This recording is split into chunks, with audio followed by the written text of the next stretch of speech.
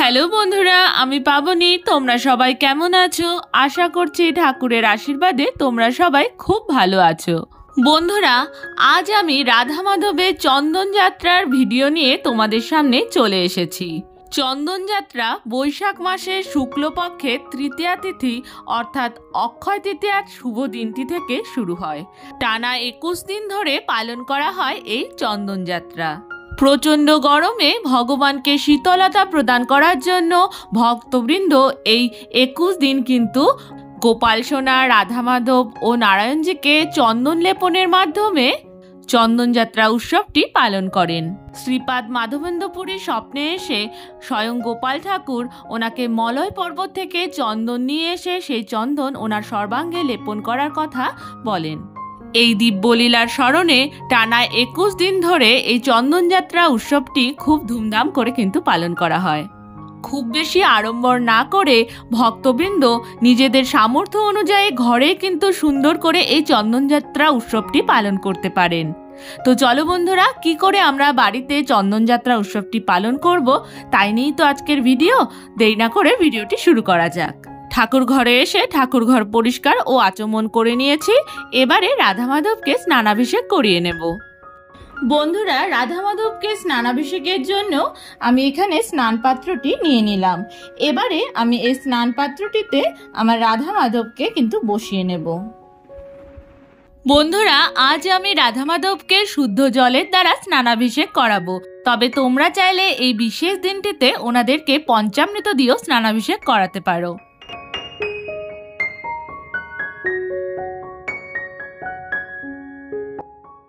রাধা মাধবকে স্নান পাত্রটিতে বসিয়ে নেওয়ার পর এবারে আমি ওনাদের স্নানের জলটি বানিয়ে নেব। স্নানের জলটি বানিয়ে নেওয়ার জন্য এই পাত্রটিতে আমি শুদ্ধ জল নিয়ে নেব। দিয়ে দেব অগ্রু, গোলাপ জল, কিছু ফুলের পাপড়ি ও তুলসী পাতা।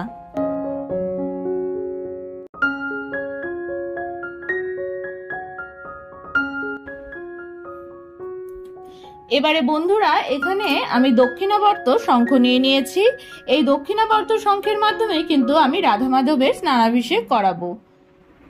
স্নানাভিষেকের জন্য এই যে আমি জলটি বানিয়েছি, এই জলটি আমি দক্ষিণাবর্ত শঙ্খে দিয়ে দেব। প্রথমে আমি রাধা মাধবের চরণ দুখানি ধুয়ে দেব। ওম নমঃ ভগবতে বাসুদেবায় নমঃ, ওম নমঃ ভগবতে বাসুদেবায় নমঃ। জয় রাধারানী, জয় জয় রাধারানী জয়।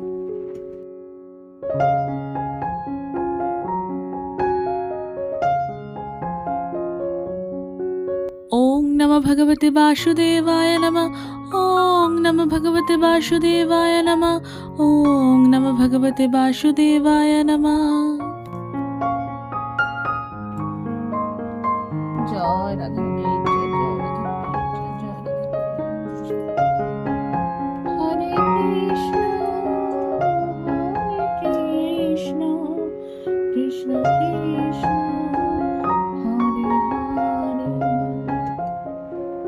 স্নানাভিষেকের পর জলে মিশ্রিত পুষ্পের দ্বারা এবারে আমি রাধা মাধবের পুষ্পাভিষেক করে নেব। শুদ্ধ জলের দ্বারা স্নানাভিষেকের পর এবারে আমি রাধা মাধবকে একটি শুদ্ধ বস্ত্র দিয়ে ভালো করে মুছিয়ে নেব।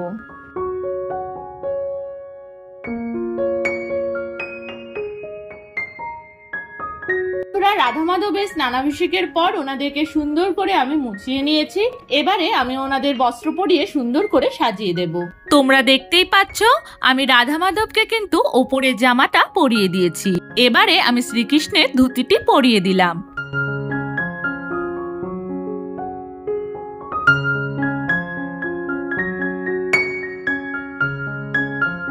আর এই যে রাধা রানীর লেহেঙ্গাটাও আমি পরিয়ে দেব।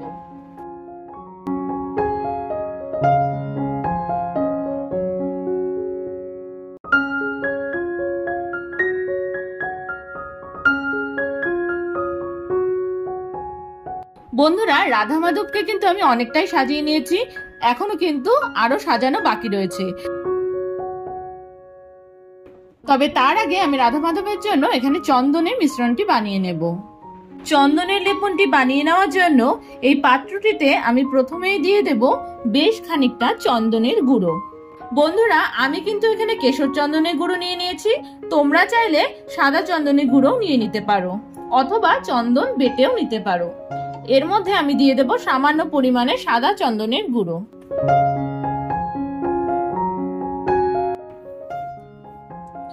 দিয়ে দেব সামান্য পরিমাণে গোপী চন্দন। এই 3 রকমের চন্দন দেওয়ার পর এই মিশ্রণটিকে গুলিয়ে নেওয়ার জন্য এর মধ্যে দিয়ে দেব পরিমাণ মতো গঙ্গা জল। যেহেতু শ্রীকৃষ্ণ ও রাধারানীর সুগন্ধি খুবই প্রিয়, তাই এর মধ্যে দিয়ে দেব গোলাপ জল আর অগ্রু। এই সমস্ত কিছু দিয়ে কিন্তু আমি মিশ্রণটি ভালো করে মিশিয়ে নেব।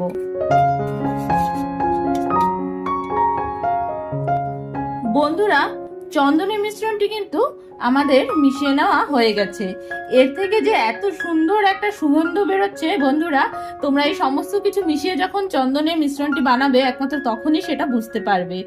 তো যাই হোক, এবারে আমি এই চন্দনের মিশ্রণটি আমার রাধা মাধবের সর্বাঙ্গে কিন্তু লেপন করব। এবারে একটি তুলির সাহায্যে কিন্তু আমি রাধা মাধবকে সুন্দর করে চন্দনটি লেপন করে দেব। বন্ধুরা, অক্ষয় তৃতীয়া থেকে টানা 21 দিন আমরা রাধা মাধব অথবা শ্রী বিষ্ণুর যে কোনো অবতারকে কিন্তু এভাবে চন্দন লেপন করতে পারি।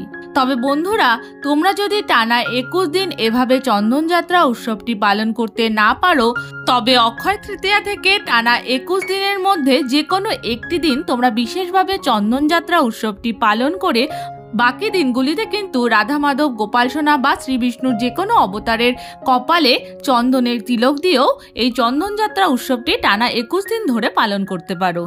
বন্ধুরা, আমি যে তুলিটির সাহায্যে শ্রীকৃষ্ণকে চন্দন লেপন করছি, সেই তুলিগুলো কিন্তু আমার ঠাকুরের কাজের জন্যই ব্যবহৃত হয়। ঠাকুরের অঙ্গরা বা ঠাকুরের অন্যান্য আরো কাজে কিন্তু আমি তুলিগুলো ব্যবহার করে থাকি। বন্ধুরা, চন্দন যাত্রা চলাকালীন এই 21 দিন তোমরা চেষ্টা করবে গরমের যে মরশুমি ফলগুলি হয় সেইগুলো নিবেদন করতে। এছাড়াও তোমরা নিজের হাতে বানিয়েও কিন্তু ভোগ নিবেদন করতে পারো। এবারে আমি শ্রীকৃষ্ণের চরণ যুগলে সুন্দর করে চন্দনের মিশ্রণটি লেপন করে দিচ্ছি।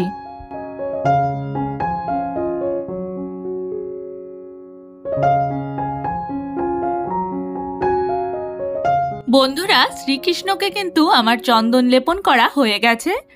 এবারে আমি রাধারানীকে চন্দন লেপন করে সুন্দর করে সাজিয়ে দেব। প্রথমেই আমি রাধারানীর মুখমণ্ডলে সুন্দর করে চন্দনের মিশ্রণটি লাগিয়ে নিচ্ছি। বন্ধুরা, এই চন্দনের মিশ্রণটি লাগালে এই প্রচন্ড গরমে ভগবান যেমন আরাম বোধ করেন, তেমনি কিন্তু আমাদের শ্রীবিগ্রহে কিন্তু চন্দনের লেপনটি লাগানোর পর তোমরা দেখতে পাবে বন্ধুরা যে শ্রীবিগ্রহ কতখানি উজ্জ্বল হয়ে ওঠে। বন্ধুরা, এই চন্দন লেপনের পর কিন্তু আমরা কিছুক্ষণ আমাদের রাধা মাধবকে এইভাবেই রেখে দেব, যতক্ষণ না রাধা মাধবের গায়ের চন্দনটি সুন্দরভাবে শুকিয়ে যাচ্ছে। আর বন্ধুরা, এই চন্দন কিন্তু রাধা মাধবের বস্ত্রে রাখলেও কোনো সমস্যা হবে না, কারণ চন্দনটি যখন শুকিয়ে যাবে তখন সুন্দরভাবে কিন্তু বস্ত্র থেকেও ধোয়ার পর সেই চন্দনটি উঠে যায়। এবারে একইভাবে আমি রাধারানীর চরণ যুগলে সুন্দর করে চন্দনের মিশ্রণটি লাগিয়ে দিচ্ছি।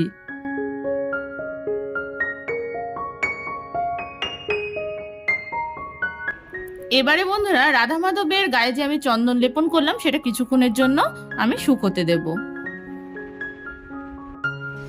বন্ধুরা, তোমরা দেখতেই পাচ্ছ আমার রাধা মাধবের গায়ের চন্দনটা কিন্তু অনেকটাই শুকিয়ে গেছে। বন্ধুরা, চোখ বাঁচিয়ে করলেও বেশ অনেক জায়গায় রাধা মাধবের চোখের ওপরে কিন্তু চন্দন লেগে গেছে। তো সেই জায়গাটি থেকে আমি সুন্দর করে চন্দনটিকে মুছে নেব। তার জন্য আমি একটি এরকম ইয়ারবাড নিয়ে নিয়েছি। এই ইয়ারবাডগুলো কিন্তু আমার ঠাকুরের কাজের জন্য সম্পূর্ণভাবে আলাদা করা থাকে। বন্ধুরা, এটা কিন্তু আমরা আমাদের ঘরে যে ব্যবহৃত ইয়ারবাডগুলি থাকে সেখান থেকে কিন্তু নিইনি। তো এই ইয়ারবাডটাকে আমি সামান্য জল দিয়ে হালকা করে ভিজিয়ে নিয়েছি। এবারে রাধা মাধবের চোখের ওপরে যে জায়গাগুলিতে চন্দন লেগেছিল সেই জায়গাগুলি আমরা সুন্দর করে মুছে দেব। বন্ধুরা, রাধা মাধবের মুখে যে চোখে আর ঠোঁটে চন্দন লেগেছিল সেইগুলি কিন্তু আমি সুন্দর করে মুছে দিচ্ছি, কারণ চোখে মুখে চন্দন লেগে থাকলে রাধা মাধবের অসুবিধা হবে। আর বন্ধুরা, এরপর তো আমি রাধা মাধবকে সাজাবই, তবে তোমরাও কিন্তু নতুন বস্ত্র, ফুল আর রাধা মাধবের প্রিয় যে জিনিসগুলো রয়েছে, যেমন তুলসীর মালা, বৈজন্তীর মালা, ময়ূর পালক, এইসব দিয়ে সুন্দর করে কিন্তু রাধা মাধবকে সাজাতে পারো। বন্ধুরা, যে জায়গাগুলো মুছিয়ে দেওয়ার ছিল সেই জায়গাগুলো সুন্দর করে মুছিয়ে দিয়ে এবারে আমি রাধারানীকে পরিয়ে দেব কুমকুমের তিলক। জয় রাধারানী জয়। এবারে বন্ধুরা, ওনাদেরকে যেটুকু সাজানো বাকি ছিল সেই সাজটাও কিন্তু আমি সম্পূর্ণ করব। তার জন্য প্রথমেই কিন্তু আমি শ্রীকৃষ্ণের হাতে ওনার বাঁশিটি দিয়ে দেব। শ্রীকৃষ্ণকে সুন্দর দেখে একটি মালা পরিয়ে দিলাম। একইভাবে আমি রাধারানীকেও একটি মালা পরিয়ে দেব। ওনাদের হাতে বালাগুলো পরিয়ে দেব। এবারে শ্রীকৃষ্ণের হাতে আমি বালা পরিয়ে দিচ্ছি। সুন্দর করে অলংকারের দ্বারা সুসজ্জিত করার পর এবারে আমি শ্রীকৃষ্ণের মাথায় পরিয়ে দেব একটি পাগড়ি। শ্রীকৃষ্ণের উত্তরীয়টিও আমি শ্রীকৃষ্ণকে পরিয়ে দেব।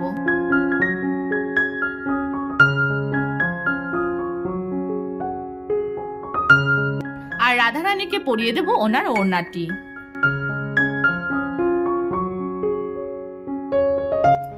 এবারে রাধারানীর হাতে দিয়ে দেব একটি ফুল। বন্ধুরা, তোমরা দেখতেই পেলে রাধা মাধবকে আমি সুন্দর করে চন্দন লেপন করে দিলাম। আর এখন কিন্তু এই দেখো বন্ধুরা, চন্দনটা কিন্তু একদম শুকিয়ে গেছে।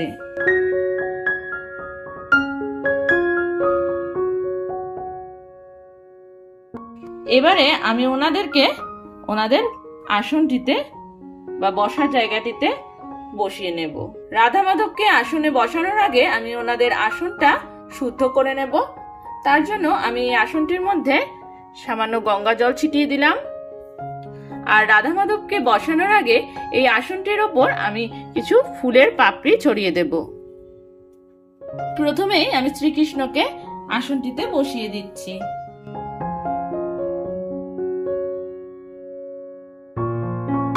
এবারে আমি রাধারানীকেও আসনটিতে বসিয়ে নেব।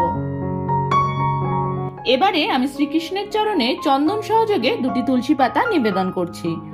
ওম নমঃ ভগবতে বাসুদেবায় নমঃ। ওম নমঃ ভগবতে বাসুদেবায় নমঃ।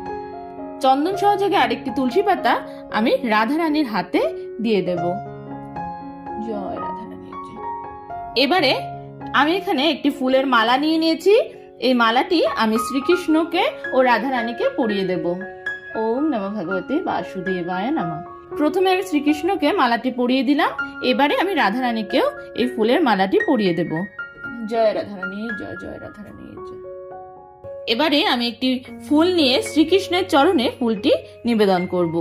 কৃষ্ণায় বাসুদেবায় দৈবকী নন্দনায় চ অশেষ ক্লেশনাশায় গোবিন্দায় নমো নমঃ। হে কৃষ্ণ করুণা সিন্ধু দীনবন্ধু জগৎপতে গোপেশ গোপিকাকান্ত রাধাকান্ত নমস্তুতে। ওম নমঃ ভগবতে বাসুদেবায় নমঃ। এবারে আমি রাধারানীর উদ্দেশ্যে পুষ্প নিবেদন করব। তপ্ত কাঞ্চন গৌরাঙ্গী রাধে বৃন্দাবনেশ্বরী বৃষভানুসুতে দেবী ত্রাং প্রণমামি হরিপ্রিয়ে।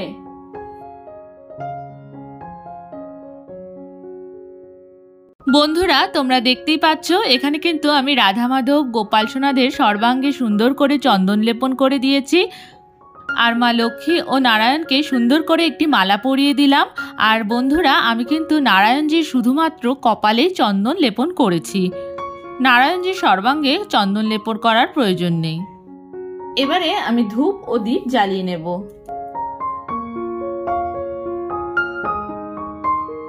বন্ধুরা, এবারে আমি আরতি করে নেব।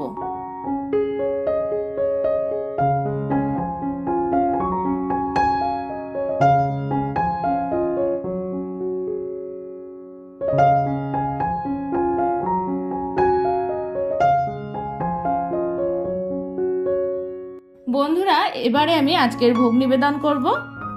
বন্ধুরা, এই চন্দনের লেপন যেমন আমরা সকালবেলায় ভগবানের সর্বাঙ্গে লেপন করব, তেমনি সন্ধ্যাবেলায় সন্ধ্যার দেওয়ার সময় কিন্তু একটি ভেজা বস্ত্র নিয়ে আমরা রাধা মাধব বা অন্যান্য ঠাকুরের সর্বাঙ্গে যে চন্দন লেপন করেছিলাম সেই চন্দনটি ভালো করে মুছে দেব। আবার পরের দিন একইভাবে আমরা ভগবানকে চন্দন লেপন করব, অথবা আমরা এইভাবে যদি টানা 21 দিন না করতে পারি, তোমাদের বলেই দিলাম বন্ধুরা, ভগবানের কপালে চন্দনের তিলক দিয়ে আমরা এই 21 দিন চন্দন যাত্রা উৎসবটি পালন করব।